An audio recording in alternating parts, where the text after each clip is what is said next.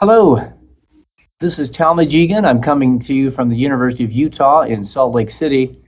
And the topic for my presentation is, are opioids indispensable for general anesthesia? This is a picture of our health science campus situated at the foot of the beautiful Wasatch Mountains. And I want to invite you to join us in Utah someday. I'd be happy to give you a tour of the place. So we can begin by acknowledging that the answer to this question I've posed is an obvious no.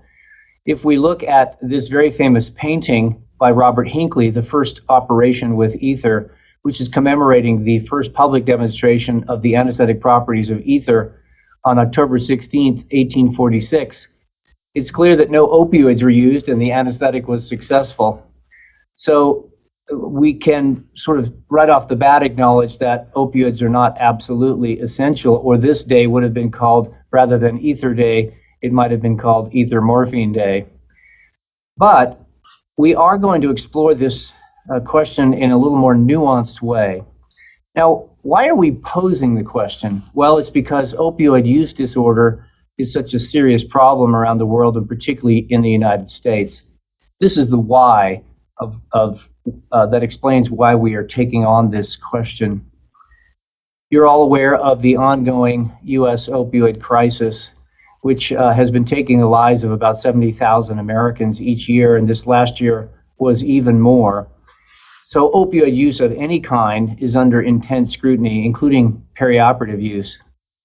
The tragic death of the artist Prince is an example of the kind of human toll that we see when a once-in-a-lifetime talent, once-in-a-generation talent like Prince succumbs to a fentanyl overdose.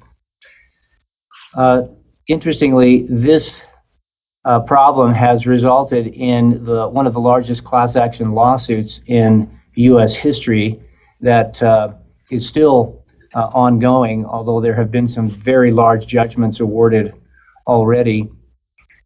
And it might interest you to know that the opioid litigation resulted in the bankruptcy of the American Pain Society, which was an important society in the study of pain. And it turns out that the American Pain Society simply couldn't manage the risk associated with the opioid litigation.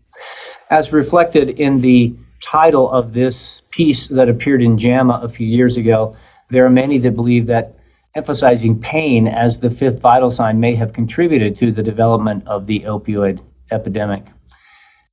And interestingly, there are data to suggest that the COVID-19 pandemic has worsened the opioid epidemic.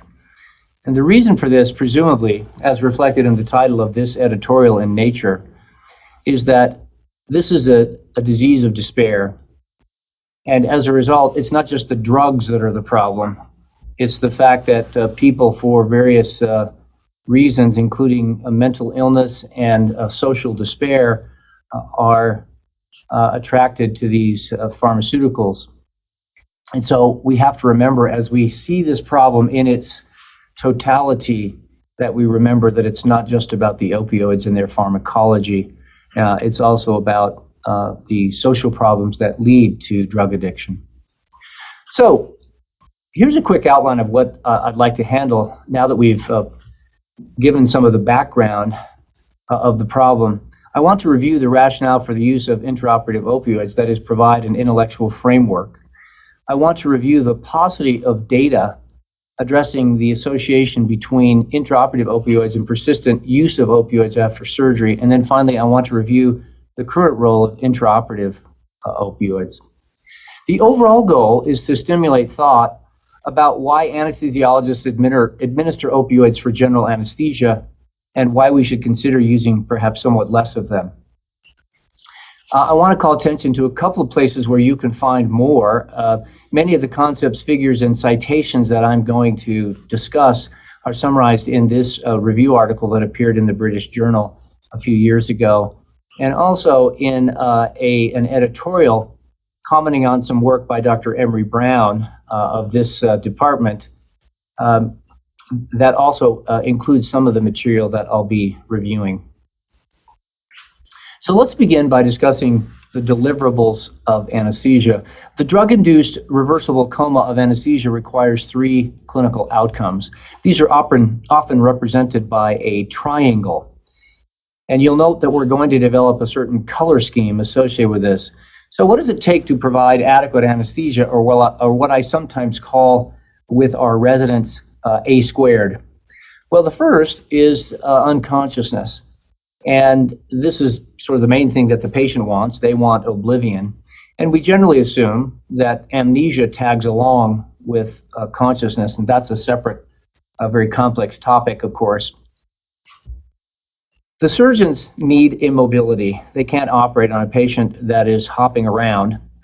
And then finally, the final element is what might be called autonomic nervous system control through surgical stimulation, or you could also think of this as control of the autonomic responses to nociception. Now, there are a couple of other parts of our job description as anesthesiologists. We support the patient's life. That's the ICU part of anesthesia. And we also defend the patient's dignity.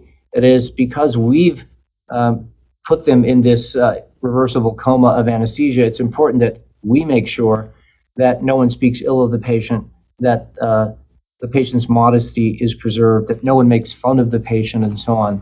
That's a part of anesthesia that perhaps we don't talk enough about. But let's set those 2 parts aside and just concentrate on the anesthesia part of what we do. So this triad of clinical deliverables comprising anesthesia map to several well-developed pharmacologic concepts. Now, these are the variants of the minimum alveolar concentration concept, or MAC. So we're plotting here MAC fraction versus the probability of the desired effect. And the first one, the unconsciousness deliverable, maps to this concept of MAC awake. That is the concentration in the expired gas that will produce a 50% probability that the patient won't respond to shake and shout. Then the next, of course, the next variant of MAC is MAC itself, the immobility deliverable. And then the final one is what we call MAC bar. This is the one that maps to the control of the autonomic responses to nociception, heart rate and blood pressure responses, for example. Now, there are a number of clinically important ideas to be gleaned from this idealized representation of MAC.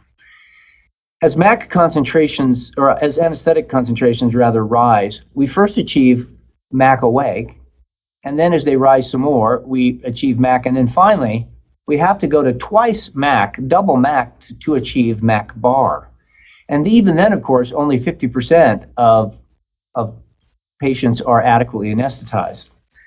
And these concepts, these variants of MAC, I think constitute the most important pharmacologic concepts in anesthesiology.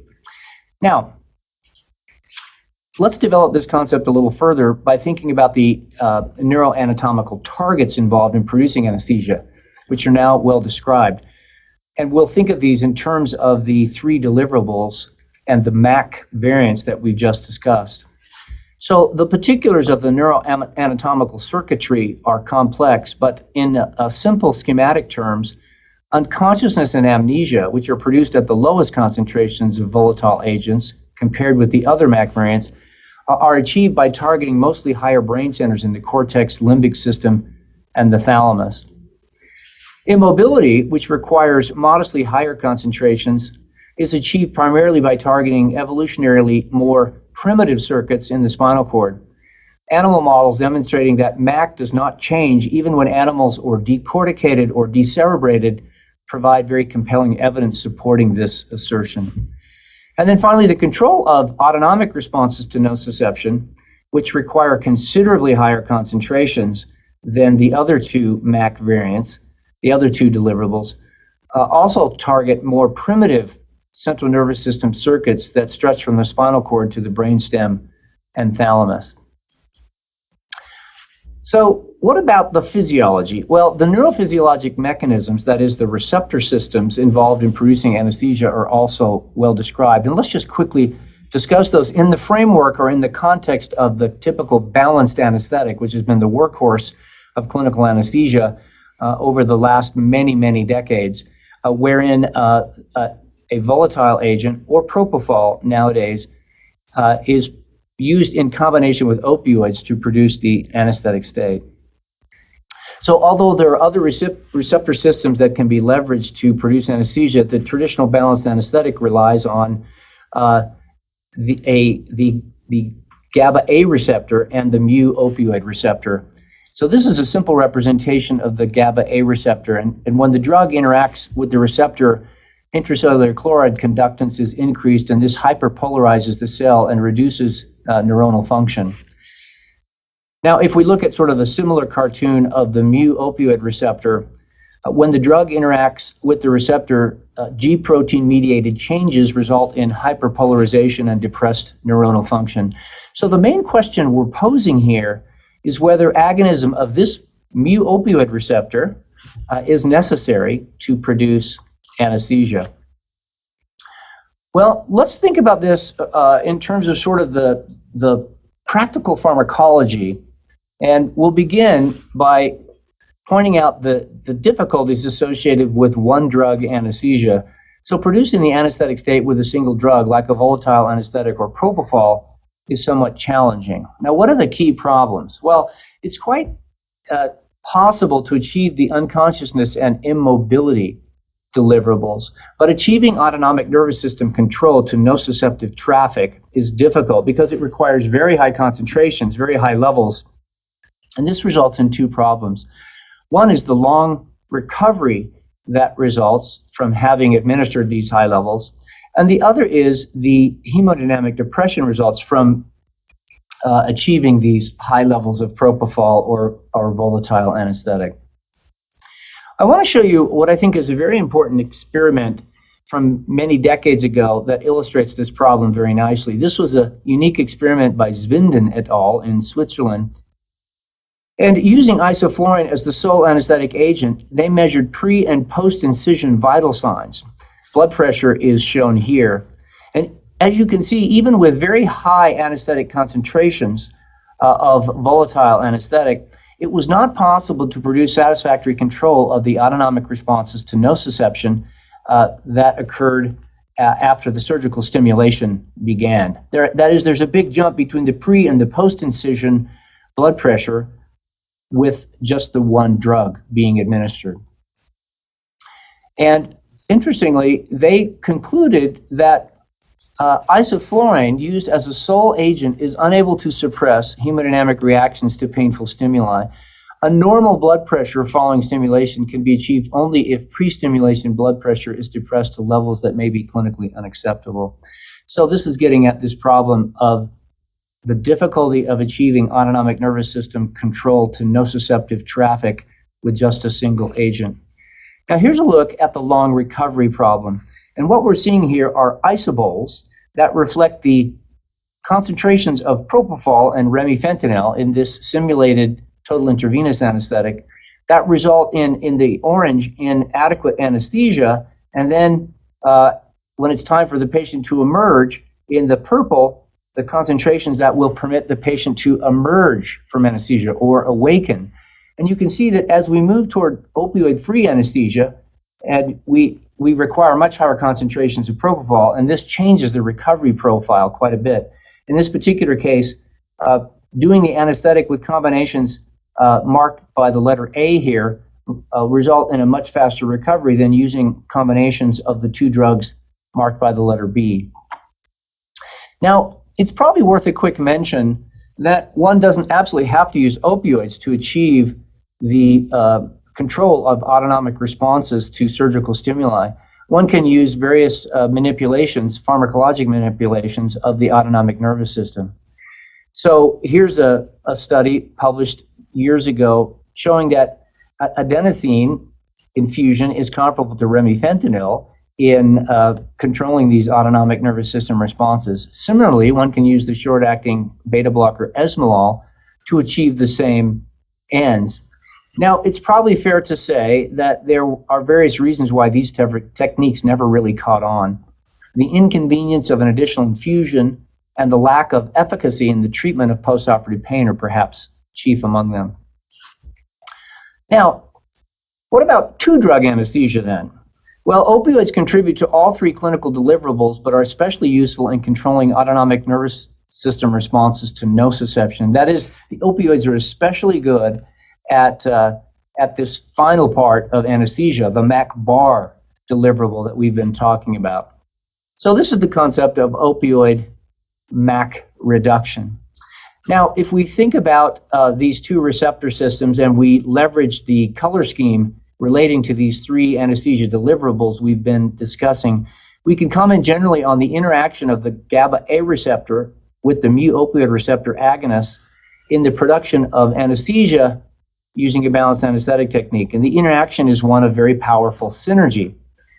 So the GABA A receptor is certainly dominant in the production of unconsciousness, whereas the opioid receptor is most effective in the achievement of the autonomic control of autonomic nervous system responses. And that's why I've shown these in the color scheme that we've been using. Both of these receptors are quite important in together synergistically producing immobilization. And so we can relate the interaction of these two drugs in terms of the pharmacodynamic interaction to another very important concept in anesthesia, and that is the opioid-induced MAC reduction. And you can see of this very powerful synergistic interaction. This you might think of as the second most important pharmacologic concept in anesthesia. So this is an idealized representation of opioid-induced MAC reduction. As opioid concentrations increase, all three MAC variants decrease. That is, the concentration of the volatile anesthetic required to achieve the deliverable goes down dramatically. And this is particularly true of MAC-bar. And by the way, if we were to plot these relationships for propofol, they would look quite similar. Now let's consider the autonomic nervous system control deliverable for a moment as it relates to opioids.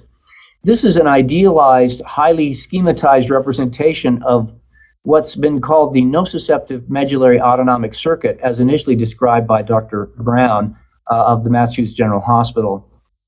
The ascending nociceptive pain pathway begins with A delta and C peripheral afferent fibers that synapse in the dorsal horn to projection neurons that then project these impulses up to the brain. And these projection neurons synapse at multiple sites in the brainstem, which mediate sympathetic output in response to these nociceptive signals. And so this is how we get heart rate and peripheral, that is heart and peripheral blood vessel responses to these afferent impulses from surgical stimuli. Now, if to simplify, we can remove the names of these various circuits and nuclei, and then pose the question, why is it that opioids are so good at achieving autonomic nervous system control to nociception during anesthesia? And I think a simple answer is that opioid receptors are found at a lot of places along this nociceptive circuitry. So they're found in the dorsal horn, in the medulla, and in the thalamus. And so these opioid receptors are attenuating these nociceptive impulses all along the way. That is, there are multiple opportunities for the opioids to exert their effect. And this is perhaps a simple neuroanatomical explanation for why opioids are so good at achieving this particular anesthetic deliverable. Now let's turn to a moment to periop opioids and opioid dependence, which is one of the questions we wanted to talk about today. The point I want to emphasize is that there's very little, perhaps really no evidence linking intraoperative opioid use to persistent opioid use after surgery. Now we should begin by acknowledging, as this review paper does, that there's no standard definition of persistent opioid use. 39 studies were reviewed and 29 different definitions of persistent opioid use were uncovered. And so this is something as a specialty we need to rectify. But it's fair to say that although we have a difficulty defining persistent opioid use, if we define it as opioid prescription fulfillment between 90 and 180 days after the surgical procedure, this study published in JAMA Surgery shows that both minor and major surgeries and ambulatory and inpatient procedures are vulnerable to the problem. That is, you see a whole array of different procedures here, and you see an incidence of between, say, 4 to 10% of patients have persistent opioid use after surgery.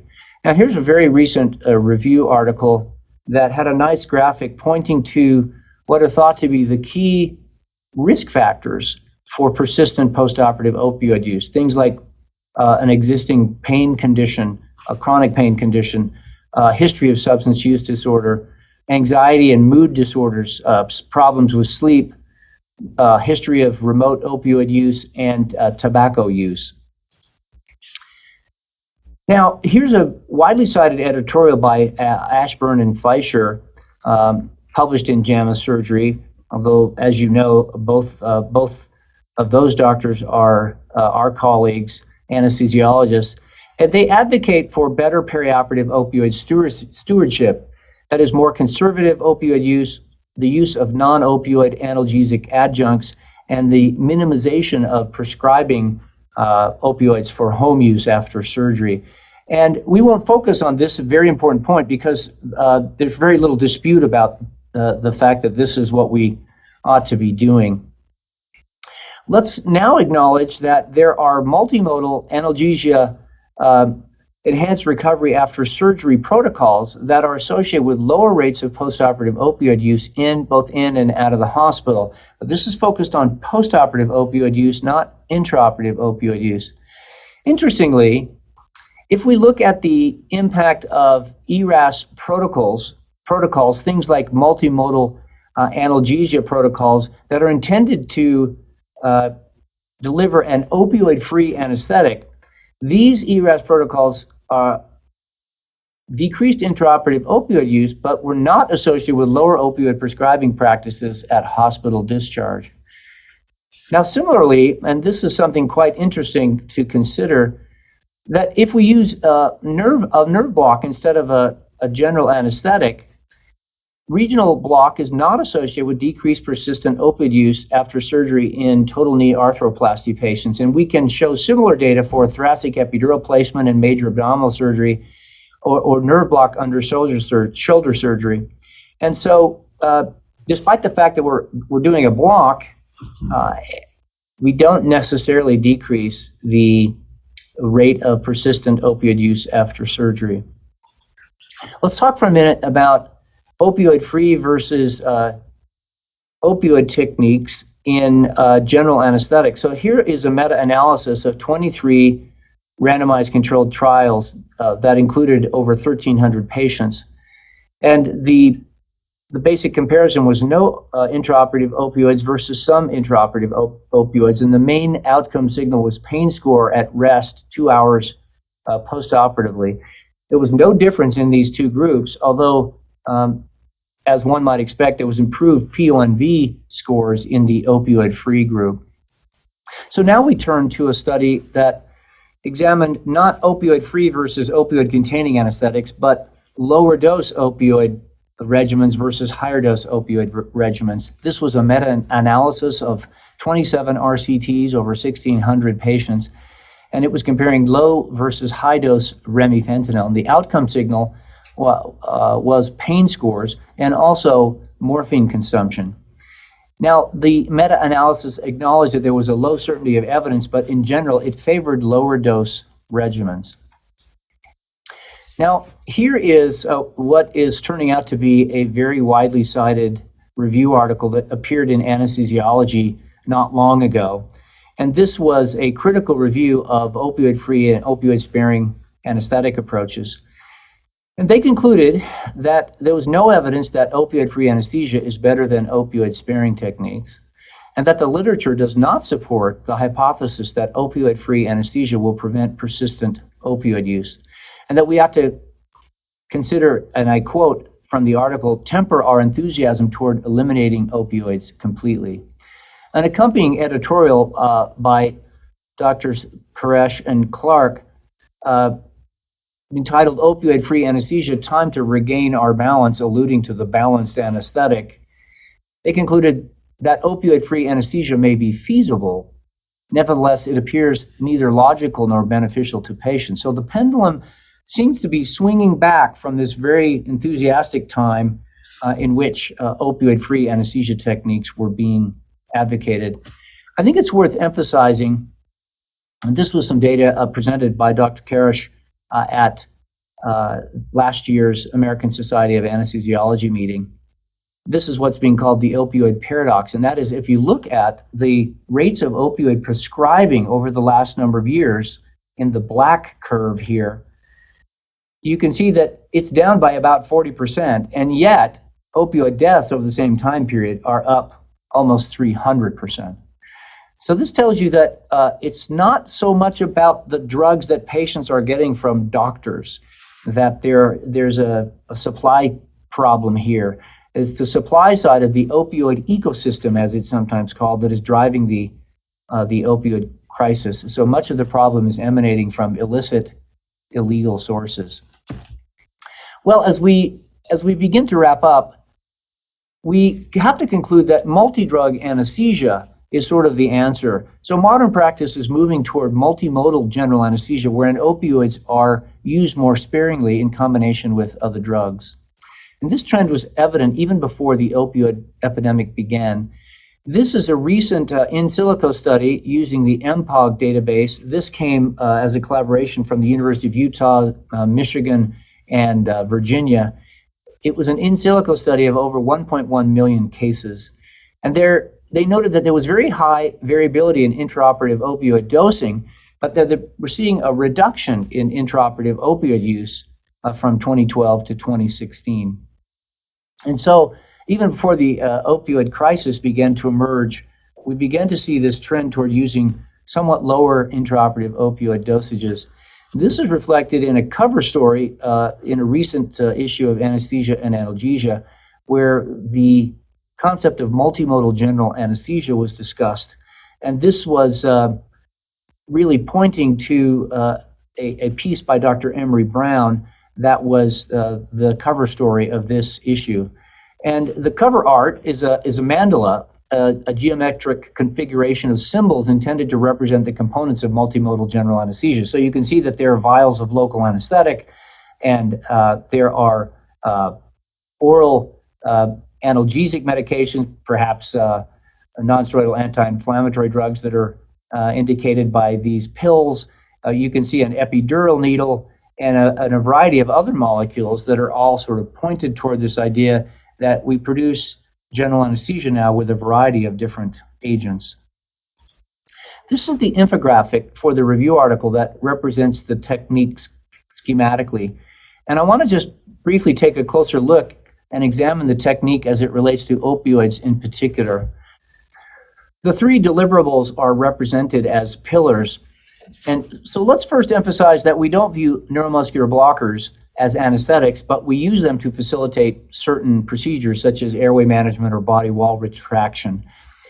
And note that the multimodal general anesthesia concept, the approach does not call for the complete abandonment of opioids, but rather relies on a wide assortment of drugs to achieve autonomic nervous system control to nociception, and of course analgesia after the operation. As indicated by the arrows, the various drugs, particularly opioids and the inhalation agents and propofol, interact in a very powerful way to produce the anesthetized state. So what are the conclusions? Well, decreasing intraoperative opioids will likely reduce intra and post-op opioid adverse effects. They'll reduce post-op opioid-induced hyperalgesia, since this is a dose-related phenomenon, and they'll reduce the challenge presented by patients that have opioid tolerance. But decreasing intraoperative opioids may or may not, and I emphasize may not, reduce opioid prescribing after surgery and reduce persistent opioid use after surgery. So this is an image that we can use to summarize what we've discussed today, and that is that we shouldn't throw the baby out with the bathwater. Opioids are incredibly useful in producing the drug-induced reversible coma of anesthesia. And although we're moving toward multimodal general anesthesia, where we use a broader array of pharmacologic agents to produce the anesthetized state, opioids are still quite useful. and especially insofar as they help us control the autonomic responses to nociceptive traffic. Thank you very much. It's been a pleasure to present to you, and I'll look forward to taking some questions.